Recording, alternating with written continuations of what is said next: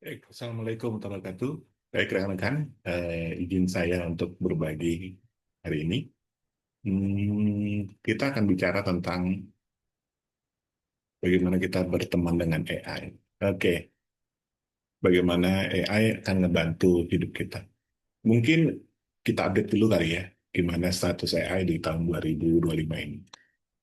Oke, ini ada beberapa metrik gitu ya, bahwa ada sebuah tes gitu ya, IQ test gitu yang dilakukan oleh ini tracking AI.org.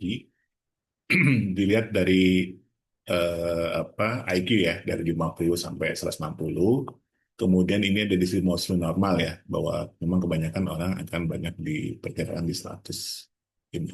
Kemudian di tahun 2024 ini kita bisa lihat beberapa inisiatif AI gitu ya yang sedang beranjak untuk mencapai angka IQ 100. Dan yang menariknya adalah waktu setahun gitu ya, kita lihat IQ-nya juga sudah bergeser banyak gitu ya. Bahwa ada beberapa inisiatif-inisiatif yang sudah sangat advance gitu ya. Kalau misalnya misalkan seperti ini kayak Gemini itu udah hampir di angka 130. Kemudian lagi nih yang O3 ini udah hampir di atas 330 ini. Nah, dari sini kita bisa melihat bahwa sebenarnya kalau diperbandingkan gitu ya dengan antar tahun gitu ya, kita bisa lihat bahwa mereka bertumbuh, bahwa AI itu bertumbuh kemampuannya.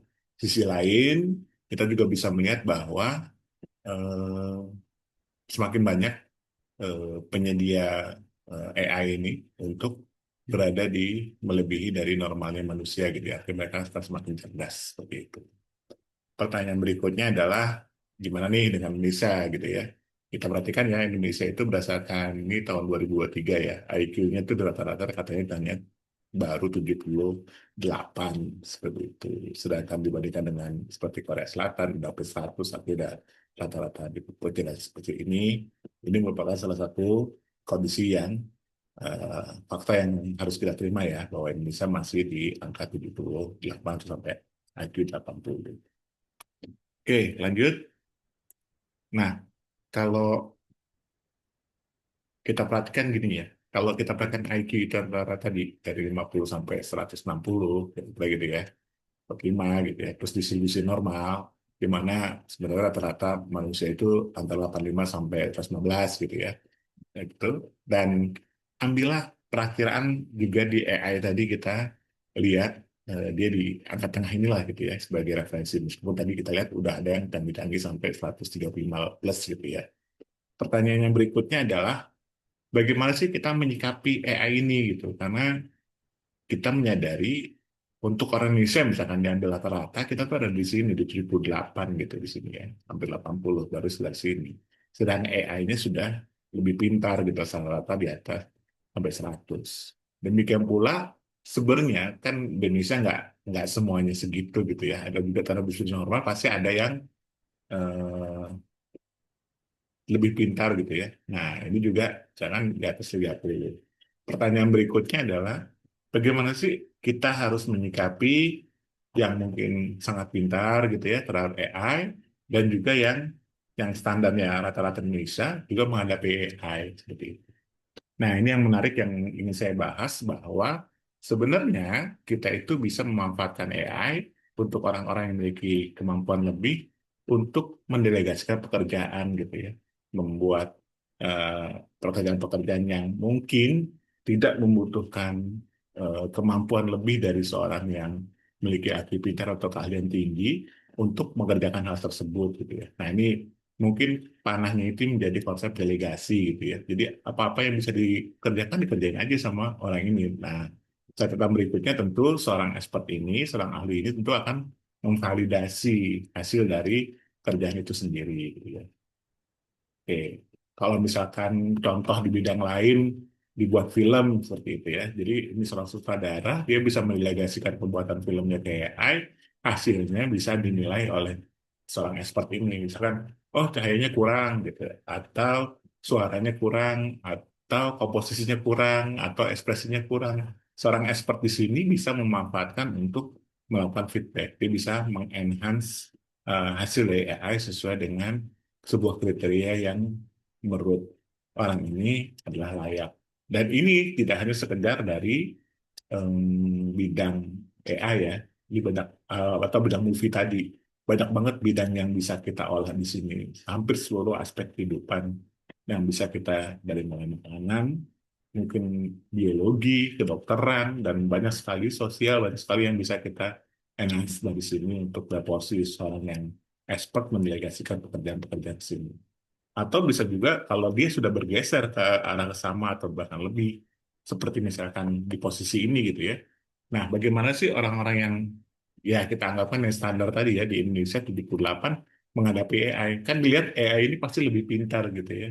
Nah, disinilah kesempatannya sebenarnya kita untuk bisa learning. Di sini mungkin kata cocoknya belajar gitu. Bagaimana AI itu mengajari kita supaya kita juga bisa cepat ke arah sana atau bisa lebih dari sini. Karena AI sendiri udah berpacu dan lebih seperti itu. Jadi kalau di sini lebih di sebelah kanan cenderung untuk mendelegasikan, di sini untuk lebih cenderung untuk learning gitu ya, mengangkat diri kita untuk bisa lebih.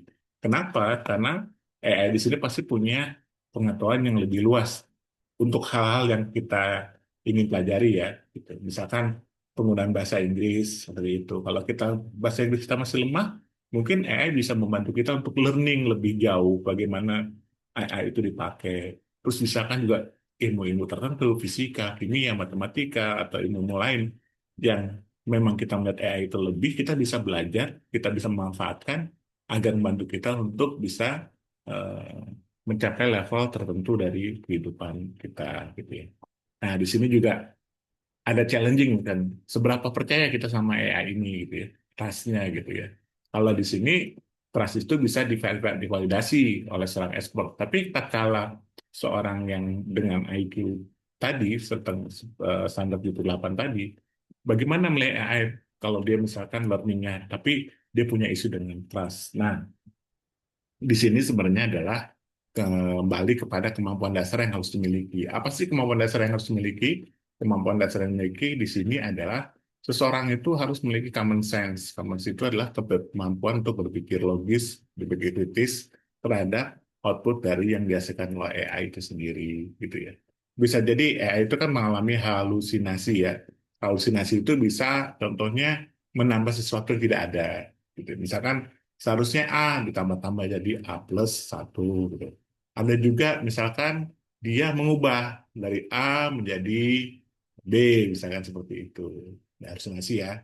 Yang ketiga yang cukup menarik adalah misalkan ada A, B, C, tiba-tiba menjadi B, C. Apa itu? A-nya hilang atau deletion gitu ya. Atau data itu dihapus. Nah, itulah pentingnya kita untuk melihat hasil dari keluaran ini. Apakah ada yang ditambah-tambah yang di luar kita inginkan? Apakah ada perubahan-perubahan yang di luar juga kita ketahui? Atau yang terakhir, apakah ada penghapusan informasi? Nah, itu bisa kita lakukan dengan pertanyaan-pertanyaan kritis untuk meyakinkan bahwa yang dikeluarkan oleh AI ini akan membantu kita untuk memvalidasi gitu ya, apa yang disampaikan dari sisi trust-nya. Mungkin itu aja dari saya, diskusi tentang AI ini, menutup bahwa AI itu harus melakukan seperti apa gitu ya. Dari sini kita bisa belajar bahwa tergantung kepada orangnya.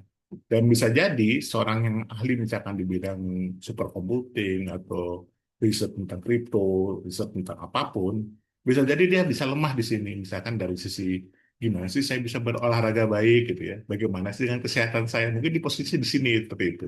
Maka dia bisa menggunakan AI untuk belajar, untuk memberikan manfaat sebagai orang yang lebih tahu dan memberitahu kepada kita hal-hal yang belum kita ketahui, kira-kira gitu. Karena dia harapkan dia memiliki pengetahuan yang lebih luas. Mungkin itu saja dari saya untuk diskusi kita malam ini tentang bagaimana kita mensikapi AI dalam kehidupan kita. Semoga bermanfaat. Assalamualaikum warahmatullahi wabarakatuh.